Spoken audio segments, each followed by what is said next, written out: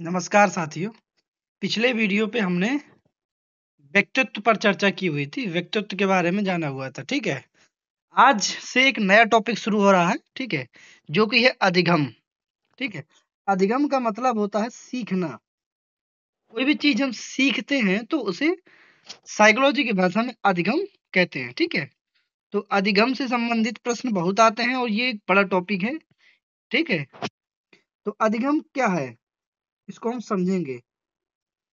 व्यवहार में परिवर्तन ही सीखना है, ये अधिगम है। ये सिंपल चीज है, सिंपल भाषा है, ठीक है। अब अधिगम एक मानसिक प्रक्रिया है जिसमें बालक परिपक्वता की ओर बढ़ता हुआ, अपने अनुभवों से लाभ उठाता हुआ, अपने व्यवहार में परिवर्तन एवं परिमार्जन करता है।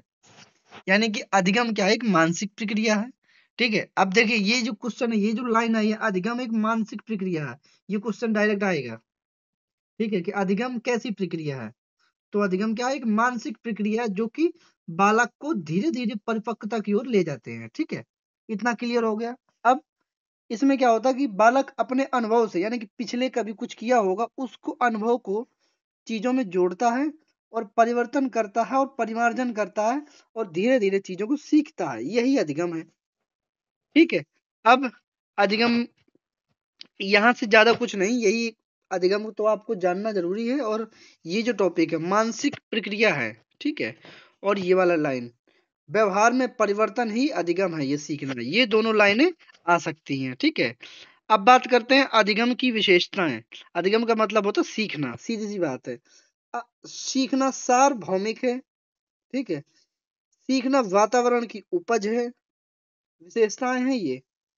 सीखना जीवन पर्यंत चलता है।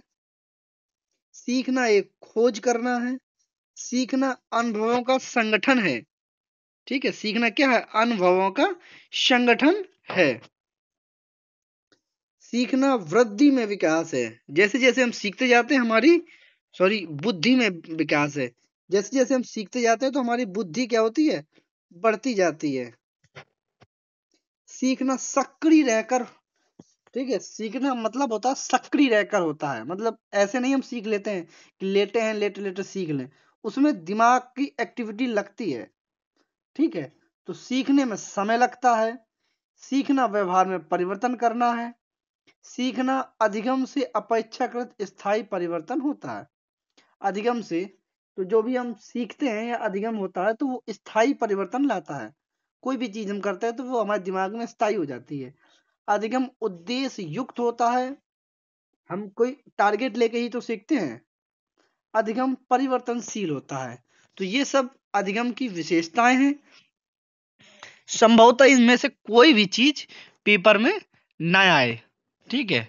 अब आने वाली चीज क्या है, तो आने वाली चीजें हैं परिभाषाएं, ठीक है। अधिगम को जानने के लिए हमें ये विशेषताएं जरूरी है, इसीलिए यहाँ बताया गया है, ठीक है। अगर हम डायरेक्ट केवल वही वही चीज बताएं जो पेपर में आना है तो फिर कई सारी चीजें आपको समझ में नहीं आएंगी। इस वजह से इस चीजों को बताना पड़ता है। अब परिभाषाएं, ये परिभाषाएं आती हैं। पहली है वुडवर्थ की। वुडवर्थ कहते हैं कि नवीन ज्ञान व नवीन प्रक्रियाओं को प्राप्त करना ही अधिगम है, ठीक है। अब देखो, नवीन में वह आया और फिर से नवीन आया, फिर से वह आया, यानी कि दो बार वह आए तो समझ जाना वुडवर्थ है। याद कैसे करना है, बता दिया। नवीन ज्ञान व नवीन प्रक्रियाओं को प्राप्त करना ही अधिगम है। दो बार वाह आ जाए तो समझ जाना दो बार वाह वाला है, वुडवर्थ है, ठीक है। नवीन ज्ञान और नवीन प्रक्रियाओं को प्राप्त करना ही अधिगम है। स्किनर महोदय कहते हैं कि सीखना व्यवहार में उत्तरोत्तर सामंजस्य प्रक्रिया है, यह अनुकूलन की प्रक्रिया है, ठीक है। तो उत्तरोत्तर, देखो इसमें आधे आधे अक्षर आ रहा है, स्किनर में आधा आ रहा है, तो इस तरीके से याद कर लेंगे। पहले परिभाषा को देख लेना है। कोई जो कुछ हमने ट्रिक से याद किया वो कुछ फंस रहा है तो उसको लगा देना, फिर देख लेना सही लगाया नहीं लगाया, इस तरीके से। स्किनर महोदय कहते हैं कि सीखना व्यवहार में उत्तरोत्तर अनुकूलन की प्रक्रिया है। अगली है परिभाषा क्रो एंड क्रो की। ये कहते हैं कि सीखना ज्ञान एवं आदतों एवं अभिवृत्तियों का अर्जन है। देखो एवं आया फिर से एवं आया तो समझ जाना क्रो एवं क्रो। ठीक है, पहली परिभाषा में आई कि सीखना ज्ञान एवं आदतों एवं अभिवृत्तियों का जाना, तो एवं दो बार आया तो समझ जाना क्रो एवं क्रो। क्रॉनबैक, ठीक है, ये ज्यादा आती नहीं है। गेट्स महोदय कहते हैं कि अनुभव व प्रशिक्षण के द्वारा व्यवहार में परिवर्तन को अधिगम कहते हैं। परिभाषाओं को याद नहीं कर पाएंगे, बहुत सारी परिभाषाएं हैं, तो उनको हमें समझना है किस तरीके से उनको याद करना। तो गेट्स महोदय कहते हैं कि अनुभव व प्रशिक्षण के द्वारा व्यवहार में परिवर्तन को, यहाँ व्यवहार में परिवर्तन हो रहा है, ठीक है, अनुभव वाह, ठीक है, तो गेट्स वाह, ठीक है, गेट्स व अन्न। तो इस तरीके से गेट्स व अन्न की परिभाषा भी याद कर लेंगे। गिलफोर्ड महोदय कहते हैं कि व्यवहार के कारण व्यवहार में परिवर्तन, गिलफोर्ड महोदय कहते हैं कि व्यवहार के कारण ही व्यवहार में परिवर्तन अधिगम कहलाता है। तो ये हो गई परिभाषाएं, आप इनका स्क्रीनशॉट ले सकते हैं और उसी तरीके से आप इसको, जिस तरीके से हमने बताया, उनको आप पढ़ सकते हैं, याद कर सकते हैं। ठीक है, अब अधिगम के सोपान पढ़ेंगे। पेपर में आता अधिगम के सोपान कितने हैं, तो आप लगाएंगे 6 हैं। अभिप्रेरण, विभिन्न अनुक्रियाएं, सभी अनुक्रियाओं का चयन, सही अनुक्रिया का चयन, पुनर्वलन, अनुभवों का संगठन, लक्ष्य की प्राप्ति। तो इन सारी प्रक्रियाओं के माध्यम से ही अधिगम होता है। तो ये अधिगम के सोपान हैं। अभी एक एक चीजों को जानेंगे, आगे समझेंगे किस तरीके से अधिगम होता है। ठीक है, तो अधिगम के सोपान आता है, पेपर में कितने होते हैं, तो ये 6 लगाएंगे आप, आता है ये क्वेश्चन। अधिगम के सिद्धांत, तो अधिगम के सिद्धांत कई सारे हैं, जैसे ये है उद्दीपक अनुक्रिया का सिद्धांत, ठीक है, फिर है अनुकूलित अनुक्रिया अनुक्रिया का सिद्धांत, बहुत आते हैं पेपर में, भर भर के क्वेश्चन आते हैं इनसे। संक्रिया अनुबंधन का सिद्धांत, फिर सूझ एवं अंतर्दृष्टि का सिद्धांत, फिर सामाजिक अधिगम सिद्धांत, फिर संज्ञानात्मक अधिगम सिद्धांत। सीटेट में तो ये एकदम बहुत ही आता है ये वाला टॉपिक, जीन प्याजे। ठीक है, इसके बाद है नैतिक विकास का सिद्धांत, ठीक है, और लास्ट में है संज्ञानात्मक विकास का सिद्धांत वाइगोत्स्की। ये भी सीटेट का हॉट टॉपिक है, बहुत आते हैं क्वेश्चन। बस, तो इतने हमें सिद्धांत पढ़ने हैं। इतने सिद्धांत पढ़ लिए आपने तो ये मानिए कि आपने 20% जो साइकोलॉजी का सिलेबस है आप उसको क्लियर कर जाएंगे, 20% हो जाएगा, क्योंकि ये बहुत बड़ा टॉपिक है अधिगम। ठीक है, तो आज हम बात करेंगे अधिगम के सिद्धांत में पहले की सिद्धांत के बारे में, उद्दीपक अनुक्रिया सिद्धांत। इंग्लिश में कहते हैं स्टिमुलस रिस्पॉन्स थ्योरी, और शॉर्ट में कहते हैं एसआर थ्योरी। किसी भी नाम से पूछा जा सकता है, उद्दीपक अनुक्रिया सिद्धांत से, स्टिमुलस रिस्पॉन्स, इसको इंग्लिश को हिंदी बना के भी पूछते हैं, एसआर थ्योरी भी पूछते हैं, ऐसे लिख देंगे एस और आर। ठीक है, एसआर थ्योरी के प्रवर्तक कौन है, किसी भी तरीके से पूछ सकता है, इसीलिए हमें फुल फोकस करना है कि क्वेश्चन कैसे भी आए हमें हल कर लेना है। इसके प्रवर्तक हैं एडवर्ड ली थॉर्नडाइक। कुछ भी याद नहीं करना, याद करना थॉर्नडाइक का है, एस आर थ्योरी थॉर्नडाइक की है, ऐसे याद करना, एस आर थॉर्नडाइक। बस 2 से 3 बार बोलेंगे याद हो जाएगा। ठीक है, अब इन्होंने क्या किया, इन्होंने एक प्रयोग किया और फिर सिद्धांत दिया। इन्होंने प्रयोग किया भूखी बिल्ली पर। इन्होंने उद्दीपक लिया, उद्दीपक कल मैंने आपको बताया था कि कोई चीज देख के जब हमारे मन में या कुछ बॉडी में कुछ रिस्पॉन्स होता है, वही हमारा उद्दीपक होता है, जिसको देख के हमारे मन में या बॉडी में कुछ हलचल होती है। तो इन्होंने एक बिल्ली को बंद किया पिंजरे में। ठीक है, इन्होंने बिल्ली को पिंजरे में बंद कर दिया और क्या किया, उसके सामने, अब पहली चीज पिंजरे में बंद कर दिया, कैसी बिल्ली को, यहाँ लिखा हुआ भूखी बिल्ली को। उद्दीपक ले आए भूखी बिल्ली और मांस का टुकड़ा, और वो भी मछली की मांस का टुकड़ा। ठीक है, एक तो पहले से भूखी है, उसके पिंजरे में बंद है, और उसको मांस करो। उद्दीपक को देखकर अनुक्रिया करती है, बिल्ली क्या करती है कि पंजे मारती है, कुछ भी करती है पिंजरे के अंदर, तरह तरह की एक्टिविटी वो करती है कि बाहर निकल जाऊं और ये खा लूं और मेरा काम हो जाए। उसने ढेर सारे प्रयास किए, ठीक है, उसने ढेर सारे प्रयास किए और लास्ट में पिंजरा खुल जाता है, ठीक है, और क्या होता है, बिल्ली बाहर निकलती है और वो मांस का टुकड़ा खा लेती है। क्योंकि इन्होंने उस पिंजरे में एक, जैसे पिंजरा, जैसे ये पिंजरा बना दिया, इसमें अगर बिल्ली है तो यहाँ कहीं उन्होंने एक बटन, जिसे लीवर कहते हैं, ठीक है, उसको लगा के रखा था, ठीक है। तो उसमें उन्होंने क्या किया कि उचकती रही बिल्ली इधर उधर उधर, तो एक बार उसका पैर उसमें पड़ा और उसने वो खा लिया।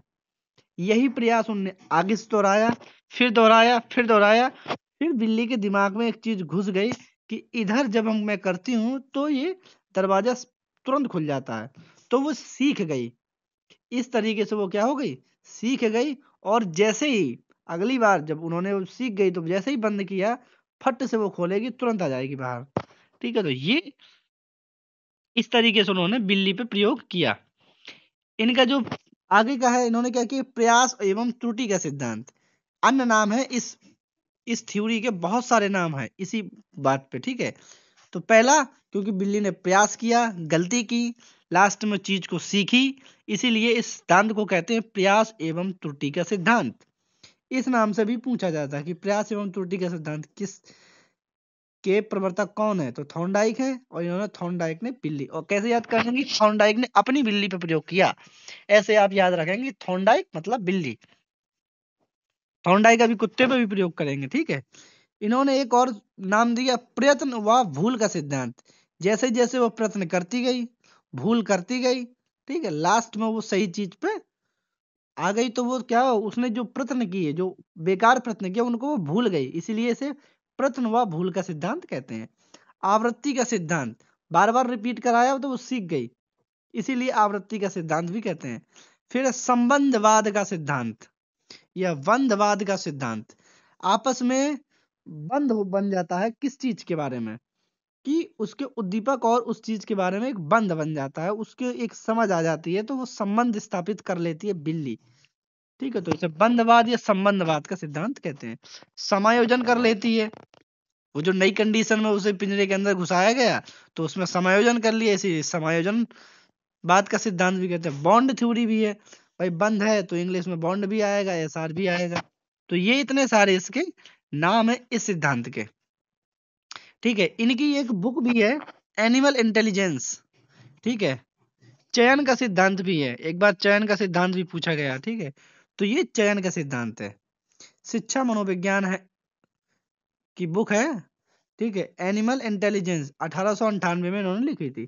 थॉर्नडाइक आधुनिक शिक्षा मनोविज्ञान के जनक हैं, आधुनिक शिक्षा मनोविज्ञान के जनक हैं, ठीक है।